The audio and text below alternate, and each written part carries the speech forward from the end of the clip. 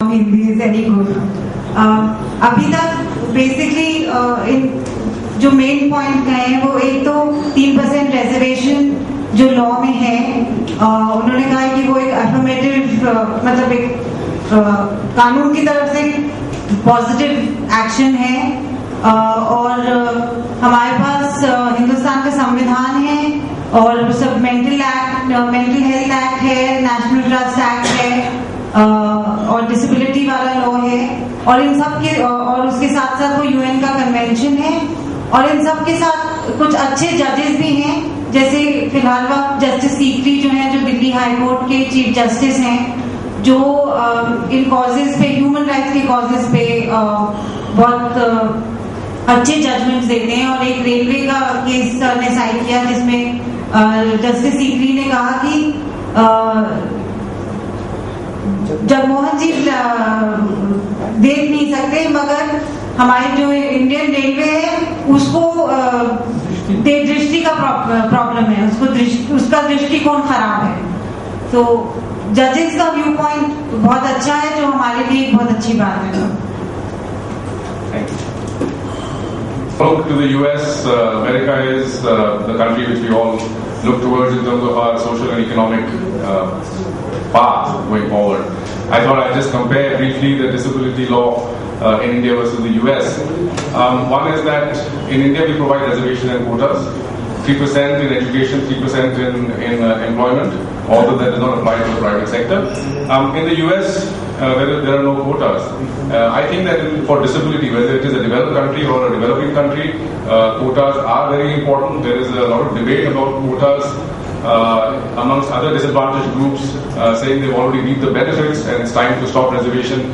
But I certainly think not so for persons with disabilities, because without the benefit of education, the prospects of employment, whether in the private or public sector, are very, very limited.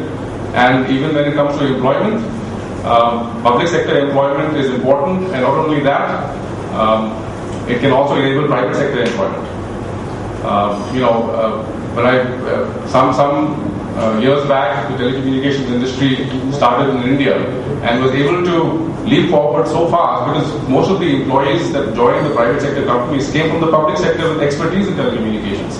And so I was talking to Mr. Reddy in the tea break, and he was talking about his son who has a cleft palate problem, and the son would like to join the private sector, but Mr. Reddy would like him to join the public sector civil services.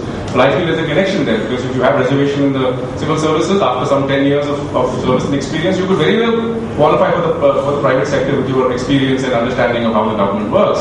So public sector quotas can also help in private sector employment down the road.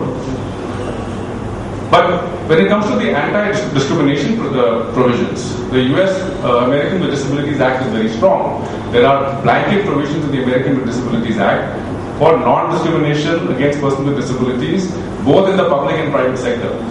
And these are very broad definitions, where it may cover employment, it may cover access to public facilities, it may cover education.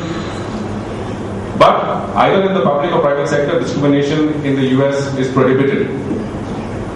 And in practice, the courts in the US link the concept of reasonable accommodation to the idea of non-discrimination. So, for example, if an employee acquires a disability in service and is terminated without the employer, be it a private employer, considering reasonable accommodation and considering alternative jobs, etc., that can allow the person to be functional, then the courts have said that no, you must consider reasonable accommodation first. And unless you prove to us that it is